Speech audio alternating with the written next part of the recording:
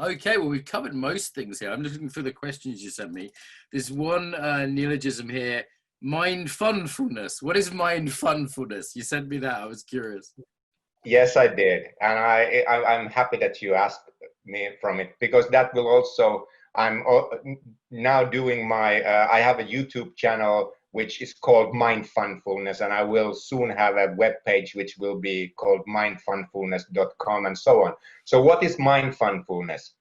Mindfunfulness is I'm putting together, of course, two words, mindfulness and fun. And of course, nowadays, so many people are talking about mindfulness practices and connected with certain kind of meditative practices as mindfulness and so on. And most of the mindfulness practices start with certain kind of connection with the breath. We start to become mindful of breathing. And then people are thinking that they are doing something spiritual. And when they are doing something spiritual, they start to think that they are doing something serious. And for me, true spirituality is always something to do with fun, something to do with playfulness. That if you are truly spiritual and your breath is alive, your body is alive, there is always something playful and fun in your whole way of existing. And so this is my kind of putting together these two words, fun and mindfulness, and starting to think that how you could, because I've been practicing mindfulness meditation for many years, but then I connected with laughing with it, for example, that you go into mindfulness breathing and you just let the breath, you follow the breath, and then suddenly you burst into laughter while you are still doing the meditation.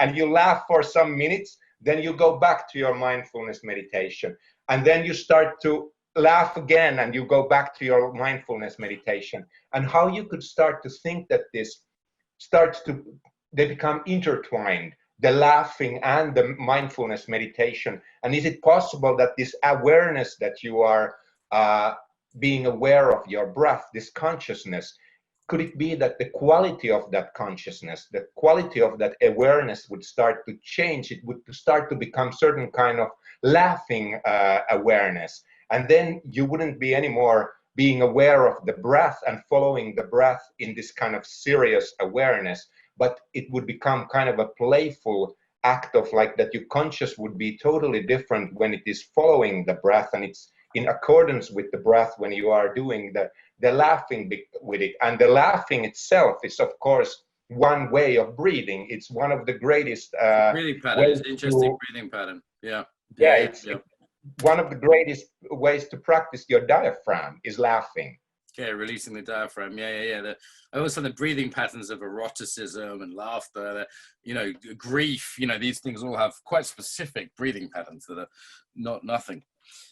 And also, like, if I can still continue a few things, it is important to remember, of course, the mindfulness practices of mindfulness of breathing comes from the Buddhist tradition.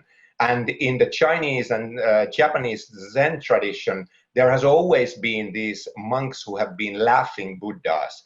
There are stories of these monks who come to the marketplace and the only thing they start to do is laugh. And they are laughing and laughing. People gather around them and everybody's laughing together. And this is kind of a spiritual practice. And then your mind will... And then I want to say another thing, because I'm so much fascinated by stand-up comedy.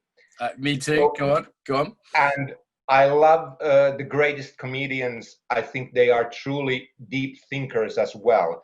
And so the whole idea of deep thinking and insightful thinking needs always jokes. It needs always laughing. For example, if you take stand-up comedy of George Carlin or Bill Hicks or Doug Stanhope, all my heroes. I have some jokes about Finnish people. So there's two Finnish guys standing in a bar. They've been there for an hour in complete silence. One says to the other after an hour, eventually they've had 3 beers. He looks at him and says, "How are you doing?" And his friend turns back to him and said, "Do we come here to drink or to talk?" Yes, this all the Finns tell this to all the foreigners. I have heard this like maybe a million times. I'm sorry, but it's cliches. But there is a glint and twinkle in the eye of Finns. It's a little bit different than Scandinavians that you often get confused with. There's definitely something as a sparkle, a cheekiness, a humour underneath the quiet weirdness, and I never quite understood it. There's something alien about Finnish people. Like I expect you're from another planet, actually, because you're not the same as the Swedes, or I mean, the Russians have their things going on the other side, but the Finns, you're quite particular, aren't you? We are. Yes. Now you took the genie out of the bottle. We are actually aliens. We were. I knew it. That language as well. Beautiful language, but where the fuck did that come from? What a language. Did you know that J.R. Tolkien was absolutely fascinated by the Finnish language? And for example, some of the Elven languages were inspired. Tolkien was hugely inspired by the Finnish language. And for Elvish, I'm totally sure about that, for sure. That does not surprise me in any way. It and is also, an unusual language.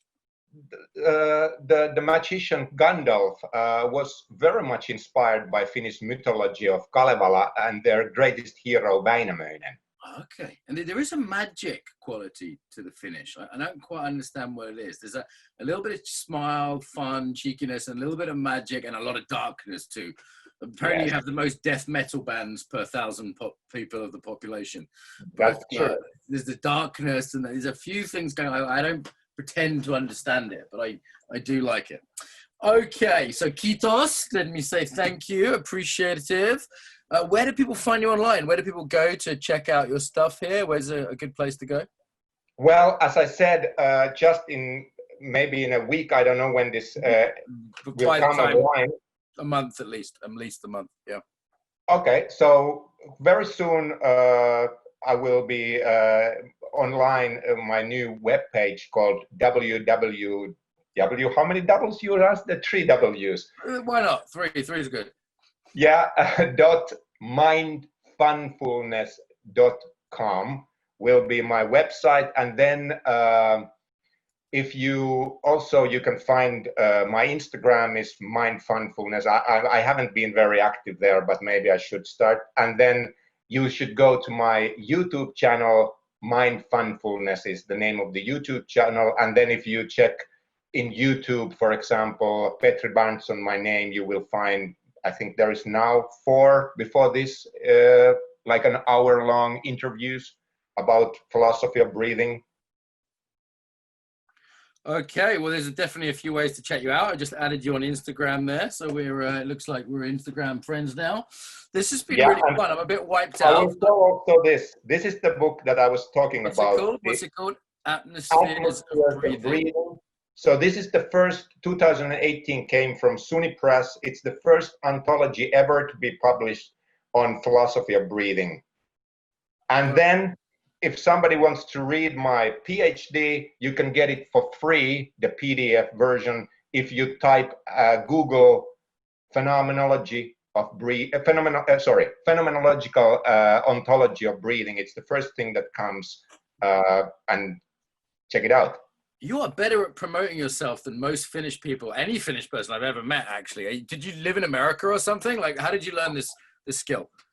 Well, actually, you are correct on this. When I was 10 years old, I lived for half a year. Then I have been living many places. I lived in Greece for 5 years. I lived in New Zealand. I lived in Holland, and so on. And then the thing is, like, I always thought that I'm not really Finnish. I happen to be born in a Finnish family, and I talk a lot with my hands, and I am loud and so on. So I always connected somehow that I'm a strange Italian who just happened to be born Italian in a Finnish person's body. Oh my God, I don't know what I am, but yeah, I like it. Okay, so I'll give you a shout if I'm in Helsinki. I do plan to visit on one day. I've never actually been to Helsinki. I've only been to the north of Finland, so I would like to visit one day. So if you're ever in London or Brighton, give me a shout.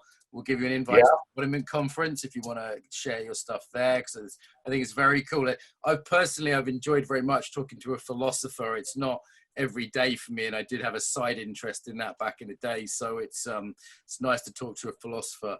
Do you have a closing message about the breath for all our listeners? Okay, the closing message of the breath is what I already said, but I will tell my motto again. All things and phenomena of life need to be rethought, re-examined, and re-experienced within the experiential atmosphere of breathing, and then everything will change. It's going to be a certain kind of respiratory revolution. Boom, boom, boom. I like it. This has been a lot of fun. You've energized me. We'll take a quick break before my next interview. So, sir, Kiitos again. Thank you so much. This was so much fun. Good. Stay in touch. It has been fun. Take care. Yeah. Bye-bye. Bye-bye.